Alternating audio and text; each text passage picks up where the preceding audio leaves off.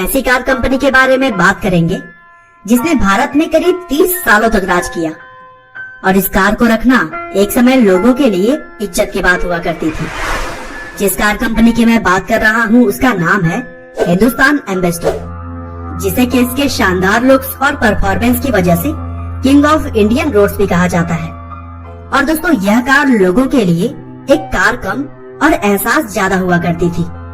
भारत के ना जाने कितने भाई बहनों ने इस कार की आगे वाली सीट के लिए लड़ाई की है और न जाने कितने लोगों को उनकी मंजिलों तक पहुंचाने में इस कार ने उनका साथ निभाया है। और एम्बेसडर कार ही एक ऐसी गाड़ी थी जो कि न केवल बड़े बड़े नेताओं, बिजनेसमैन और ऑफिसर्स की पसंद हुआ करती थी, बल्कि आम लोग भी इस कार के उतने ही दीवाने थे। और इसका मुख्य कारण यह था कि इसके प्राइस को एक मिडिल क्लास फैमिली भी अफोर्ड कर सकती थी। और दोस्तों, अभी तक की स्टोरी से तो आपको पता चल ही गया होगा कि इस कार में जरूर ही कोई खास बात थी। तो चलिए दोस्तों, क्यों ना हम इस कार की स्टोरी को शुरू से डिटेल में जानते हैं।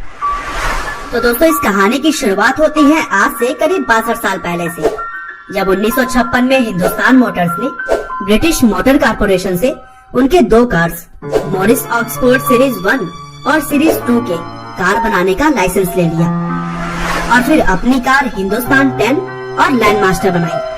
और फिर मॉरिस ऑक्सफोर्ड सीरीज 3 के तर्ज पर 1958 में एम्बेसडर बनाई गई, जिसका डिजाइन उस समय के हिसाब से बहुत ही जबरदस्त था और इसमें मौजूद जगह भी काफी थी। और इस कार को जिन्होंने डिजाइन किया था उनका नाम था एलेक इसिगोनिस और यह कार पूरी तरह से मेड इन इंडिया फेल हुआ करती थी। और दोस्तों, बता दो कि हिंदुस्तान मोटर्स बिरला ग्रुप का एक हिस्सा है, जिसकी स्थापना 1942 में बीएम बिरला ने की थी। और एम्बेसडर कार्स के उस टाइम तक जो कॉम्पिटिटर्स थे उन कार्स का नाम था प्रीमियम पद्मिनी और स्टैंडर्ड 10। लेकिन इन कारों की तुलना में एम्बेसडर का डिजाइन और इसके अंदर का स्पेस इसके लिए एक प्लस पॉइंट हुआ करता था, जो इसको न केवल दूसरी कंपनियों के कारों से बेहतर बनाता था, बल्कि यही वजह थी कि यह कार लोगों के जज्बातों से जुड़ सके। और अपने शुरुआती दिनों से करीब 80 के दशक तक यह कार पूरे भारत में राज करती रही। लेकिन अभी तक जितनी ऊंचाइयों को इस कार ने देखे थे, अब वह समाप्त होने वाला था, क्योंकि मारुति सुजुकी ने अपनी कम कीमत वाली गाड़ी मारुति 800 लॉन्च कर दी थी, जो कि 1983 में करीब 53,000 रुपए का मिलता था। और इसी कार के लॉन्चिंग के बाद से ही एम्बेसडर ने भारतीय कारों की दुनिया में दबदबा खोना शुरू कर दिया।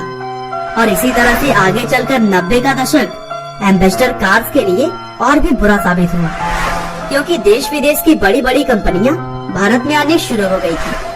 हालांकि एम्बेसडर कार को 1992 में फुल बोर मार्क 10 के नाम से यूके में बेचने की कोशिश की गई और कार्स में कुछ बदलाव जैसे सीट बेल्ट्स और हीटर लगाए गए, जिससे कि वह यूरोपियन सेफ्टी स्टैंडर्ड पर काम कर पाया। हालांकि यूके में इसे ज्यादा पसंद नहीं किया गया और इसी वजह से कंपनी को काफी नुकसान उठाना पड़ा। और आखिरकार 2014 में फाइनेंशियल परेशानियों के चलते ही इन कार्स का प्रोडक्शन बंद करना पड़ा। और फिर आगे 1 फरवरी 2017 को एम्बेसडर को एक फ्रांसीसी कंपनी PSA ग्रुप ने महज 80 करोड़ की रकम के साथ खरीद लिया। और बस एक समय तक सबका पसंदीदा होने वाले एम्बेसडर कार का सफर समाप्त हो गया। वैसे तो अपनी शुरुआत से लेकर अब तक एम्बेसडर कार्स के कई सारे मॉडल्स आते रहे, जिसमें मार्क 1 सबसे पहला था, जो कि 1957 से 1962 तक बनाया गया। इसके बाद आया मार्क 2, जो कि 1962 से 1975 तक बनाया गया।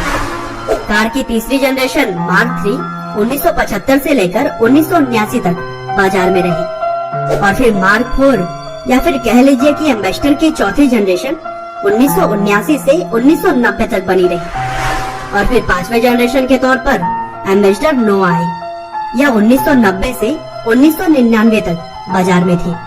और फिर एम्बेसडर कार की छठी जनरेशन का नाम 1800 ISZ था, जिसे कि 1992 से 2011 तक बनाया गया था।